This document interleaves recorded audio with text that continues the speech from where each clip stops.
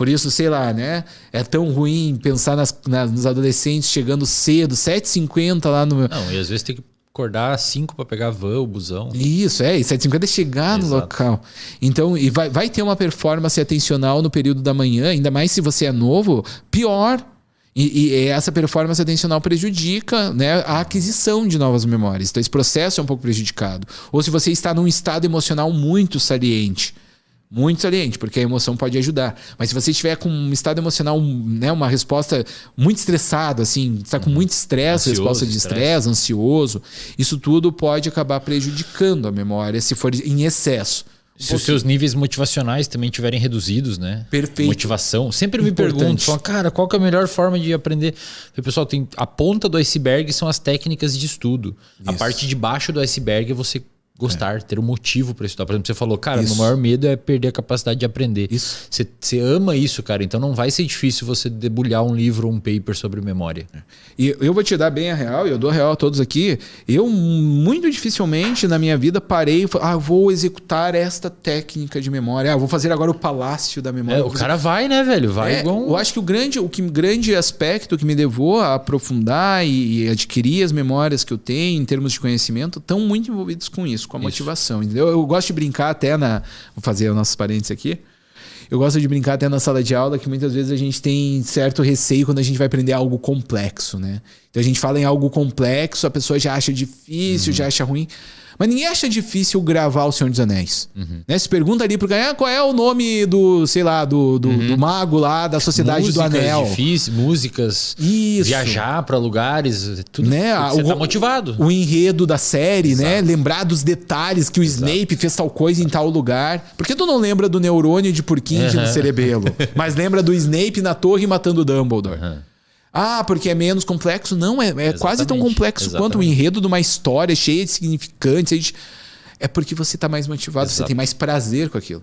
Então, eu, inclusive, daí eu faço aqui na minha sala de aula com os meus alunos, e eu falo isso para você, professor, se seu desejo é formar memórias, isso é realmente, como o Wesley disse, grande parte do iceberg. É conseguir mostrar para o aluno, dar para o aluno ferramentas, não ferramentas, mas dá para o aluno substrato para que ele entenda a necessidade, a importância, a beleza daquilo. O motivo para aprender aquilo, por que aquilo é legal, como aquilo vai mudar a vida dele para um lado positivo, né, cara? Exatamente. Então, assim, por exemplo, para mim como educador, inclusive, se alguns de vocês que estão nos ouvindo agora decidirem estudar memória e aprendizagem devido a essa conversa aqui, para mim, nossa, já vou ficar extremamente grato. E é essa a ideia, motivar, né, as pessoas para que elas aprendam. Então a motivação é muito importante. Esse aspecto é muito importante. Então, durante a aquisição de uma memória, o que a gente tem que estar, né, atento ao nosso nível de atenção, desculpem o trocadilho, a emoção, então o nosso estado emocional pode influenciar, e a nossa motivação em aprender aquilo, isso também pode influenciar. E aqui entra aquilo, muitas vezes a gente tem associações negativas, né? A física é muito difícil, eu nunca vou entender, matemática. Esqueçam isso, não peguem isso. Tentem ver que mesmo na matemática ou na física vai ter as belezas, né? Vai ter a matemática é a linguagem do universo, a física a gente consegue apreciar os fenômenos como a luz, os fenômenos, né, tão fascinantes que existem no universo. Então tudo tem a sua beleza, basta a gente tentar buscar isso para que a gente também, a partir disso, desenvolva mais motivação. Não é a única forma, mas é importante. Ok? Então, sono, emoção... Não, desculpa. Atenção, emoção... que mais? Durante a aquisição, durante a aprendizagem... Motivação é importante.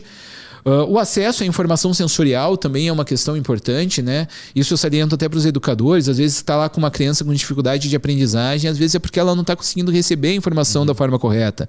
Então saber se os sentidos estão ok, se o processamento perceptivo está ok, tudo isso vai ser importante para esse período de aquisição da memória. Aí vamos dizer que está tudo ok, então, né? A gente está lá em aula. Entrou informação, estamos aqui assistindo o podcast. Estamos ouvindo, está entrando informação, está modificando alguns neurônios, né? Eu estou num estado legal ali durante a aquisição. Pronto, vai formar uma memória de longo prazo. Porque agora existe mais um longo período em que deve ocorrer a consolidação na memória. Se o processo de facilitação na comunicação sináptica for forte o suficiente durante a experiência, vai ocorrer sim a consolidação. Aí sim vai ocorrer processos de potenciação de longo prazo, né, parecidos com o LTP ou depressão de longo prazo como a LTD. Lembrando que esses mecanismos são apenas parecidos com o que realmente ocorre no cérebro, porque eles são conhecimentos adquiridos a partir de experimentos. Células isoladas, né? Células ou fatias isoladas. Então, embora a gente acredita que durante a estimulação da experiência ocorra algo parecido. Então, o que é a potenciação de longo prazo, né? É eu além de facilitar ali os receptores já presentes na minha sinapse, eu vou adicionar novos receptores. Então, aquela modificação, né, do oi para o oi não vai ser mais temporária. Ela vai ser uma modificação que vai se manter. O aumento na facilitação da comunicação depois da potenciação vai ser maior. Então eu vou colocar novos receptores de glutamato lá na membrana do neurônio e vou mudar o contato sináptico. Teoricamente você vai precisar de um estímulo menor para ter a mesma resposta. Isso mesmo. Né? Se eu for menos neurotransmissor porque tem mais receptor. Perfeito. Se eu for reestimulado só com parte daquilo depois, já vai ser o suficiente para trazer a resposta. Exatamente. Então esse processo de consolidação ele não ocorre assim. Porque ele depende do quê? Ele depende que depois da facilitação temporária, fatores de transcrição, ou seja, substâncias químicas que saem lá de dentro do neurônio, lá da sinapse, cheguem até o núcleo do neurônio. Lá no núcleo do neurônio vai encontrar os genes, o DNA do neurônio, que estão no DNA do neurônio. E vai ocorrer, então, a síntese de novas proteínas. Quais proteínas? Receptores, enzimas que vão ajudar a aumentar a eficiência daquela facilitação que vai se perdurar por mais tempo. E esse processo de mandar o fator de transcrição, sintetizar, fazer a transcrição, a tradução, fazer a nova proteína, transportar a proteína até um botão sináptico, que é um caminho do núcleo até lá, né? Então tem toda uma maquinaria intracelular para fazer isso. Só depois de tudo isso, de exocitar o receptor na membrana, é que aí sim vai estar potenciado a longo prazo. Vai ter realmente uma alteração, uma consolidação. Dependendo do tipo de memória, isso pode levar horas, né? E se você bloqueia esse processo, o animal não lembra que tomou choque. Exatamente. Vou dar um exemplo aqui. Vamos pôr o rato num labirinto. Então, o que você acha que acontece na primeira sessão? Bom, na primeira sessão, o rato vai ficar ali, entrando por tentativa e erro, vai para um lado, vai para o outro. Eu acho que o step down é mais didático para a galera. Acho que do que o labirinto em T. Acho que o step down a galera vai manjar melhor. Não, pensei num labirinto qualquer. Ah, tá. Imagine um labirinto. Aqueles que a gente faz com a caneta mesmo. Tocou o ratinho ali. Não vou falar do labirinto inteiro. É verdade, né? Esse labirinto inteiro. É que o labirinto inteiro é muito louco. Mas a gente tá padronizando agora depois a gente conversa. Mas, vamos pensar então. Labirinto inteiro. Por quê? É que se você bloqueia com não corre. Então vamos imaginar o seguinte, eu pego um rato, coloco ele num labirinto. Depois tem que explicar como que antes de eu terminar de falar o que a gente estava falando, você já recupera a memória do que a gente estava conversando. Tá, já falamos. Colocou o animal lá dentro do labirinto. E eu fiquei contando o tempo que ele leva para sair do labirinto. Fiquei lá, 5 minutos levou o bichinho. O que você supõe que vai acontecer na segunda vez que eu colocar o animal lá naquele labirinto? Ele já vai saber sair mais rápido, né? Então o tempo vai ter diminuído. Na terceira o tempo diminui mais um pouco. Na quarta diminui mais um pouco. Essa curva que a gente pode imaginar num gráfico assim, ela é a curva de aprendizagem do animal, né? Então a cada vez que eu reexponho um animal, eu estou fortalecendo aquele engrama. Aquele engrama está sendo fortalecido. Mas vamos pensar assim, Vamos dizer que logo depois da primeira exposição do animal, eu tiro o animal e aplico na corrente sanguínea dele, um bloqueador da síntese de proteínas. Tem um antibiótico chamado ciclohexamida, que a gente usa bastante, o CHX, que impede a síntese de novas proteínas. O MK801 era esse mesmo? O MK atua no sistema glutamatérgico, é por outro meio, mas também é um agente amnésico, né? Agente amnésico, pessoal, são substâncias químicas que podem interferir nos processos de memória, induzindo prejuízos, né, na consolidação, dentre outros, mas principalmente na formação da memória. Ok. Mas, então... O animal essa curva não aconteceria nesse animal tratado com esse agente. É isso que eu quero chegar. Então, se eu bloquear a síntese de novas proteínas, coloco o animal, demorou 5 minutos. Quando eu tiro, apliquei o inibidor das sínteses, no outro dia coloco de novo, 5 minutos de novo. Entendi. Tiro ele, inibo de novo a síntese, No outro dia, 5 minutos de novo. Ele não forma a memória. Ele passa pela experiência, mas ele não forma uma memória daquela experiência. Por quê? Porque não teve como sintetizar novas proteínas que vão formar esse engrama necessário para que o animal possa aprender de fato a sair do labirinto. Perfeito. Então, isso é um ponto importantíssimo. Esse ponto é crítico. Porque muitas vezes a pessoa ela vai para o evento do estudo ou para o evento de aula, onde ela vai adquirir informações que ela quer formar memória de longo prazo, e depois ela não vai se importar. E realmente é difícil a gente se programar para se importar com tudo que vai ocorrer nessa janela da consolidação da memória. Porque muitas coisas, tanto comportamentais como substâncias químicas, podem interferir nessa janela de consolidar a memória. Um exemplo clássico que eu dou para meus alunos é a aula de sexta-feira à noite. Muitas vezes ela nem apagada. Deveria acontecer, né? Porque o álcool depois desliga tudo a circuitaria. Desliga tudo, exatamente. Eu não tenho nada contra quem bebe. Assim, beber álcool para mim é um comportamento saudável em muitos aspectos. Saudável no sentido saudável de que você não é doente por fazê-lo, né? Mas sem nenhum julgamento. Mas se você tomar um porre depois de uma aprendizagem, seus neurônios eles vão ficar intoxicados por um período e vão ficar mais inibidos, e esse processo de consolidação vai ser dificultado. Então você estudou ali, caprichou, ficou a aula toda prestando atenção e anotando e tal, fez tudo direitinho, estava motivado, estava com emoção, saiu dali e já foi lá beber um porre.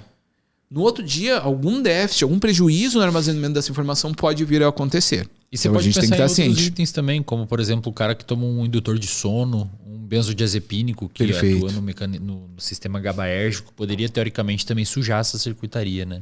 Tem estudos que mostram até talvez dependendo da concentração e dose, coisas comuns como a própria cafeína pode interferir nessa janela de consolidação. Tem coisas que prejudicam, mas tem coisas que podem até ajudar nessa janela de consolidação, né? Então, por exemplo, nessa janela de consolidação não se expor a gatilhos emocionais muito fortes é importante, porque um estresse que vem a ocorrer, sei lá, acabei de sair da sessão de estudos, bati o carro. Pô, baita estresse. Amanhã o cara não lembra nada. Exatamente. Os minerais. Chamar guincho e ferrou toda a agenda. Os glicocorticoides, o sistema noradrenérgico vai lá nos engramas e fala: não, agora não é hora de formar memória, agora é hora de luta, agora é hora de você preparar para se lidar com o seguro. Isso se não gerou outros estresses com o cara que bateu, né? Exatamente. Então, beleza. Ocorreu a facilitação long-term potentiation. E aí depois para reativar essa memória, para trazer ela à tona. O que é trazer a memória à tona, né? É evocar aquele engrama que foi armazenado. Então quando você ativa aqueles neurônios que foram modificados durante a experiência, você ativa eles, você evoca a memória. Então, por exemplo, agora vários neurônios estão se modificando lá no cérebro dos nossos ouvintes, sofrendo alterações que vão armazenar o que nós estamos falando aqui, o conteúdo, enfim, aspectos do que a gente está discutindo na memória de longo prazo dos nossos ouvintes, ok? Aí quando, digamos assim, o João, né, o nosso amigo João aí, que é um dos participantes lá do nosso núcleo, ele vai falar sobre as ideias que ele aprendeu nesse podcast. Ele vai ativar os neurônios ou parte dos neurônios que foram modificados enquanto ele assistia a esse podcast. Então, evocar a memória é ativar os neurônios que ora foram modificados decorrentes da experiência de aprendizagem.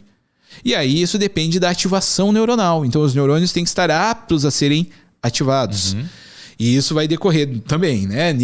Você tem que ter níveis de outros domínios cognitivos, como a atenção, funções executivas, para poder acessar o banco de memórias. Funções executivas são um conjunto de funções dependentes do lobo temporal aqui. Elas não são propriamente ditas sistemas de memória, mas é com as funções executivas que nós, por exemplo, acessamos o nosso banco de memórias de longo prazo. Ou seja, é com as funções executivas que o nosso lobo frontal ativa os engramas que nós temos armazenados no nosso cérebro. Então, no momento em que você evoca uma memória, é isso. Você tem que ativar aquele conjunto de neurônios modificados durante a experiência. Mas, teoricamente, então, como o rato lá no labirinto, que expondo mais ele, você consegue ter uma melhor performance, a pessoa que na janela de consolidação da memória, ou mesmo quando está aprendendo alguma coisa nova, conforme vai estudando mais, tende a facilitar. Perfeito, é isso. A repetição e o reforçamento a gente sabe, né? Desde Ebbinghaus, que era mais introspecção, menos behaviorista, mas desde Ebbinghaus a gente sabe que a repetição é um dos principais fatores que impede que a gente perca a informação que a gente tenta reter na memória. O Hermann Ebbinghaus, vou fazer até um parênteses para a gente poder salientar ele é importante, ele criou a famosa curva do esquecimento, algo do tipo.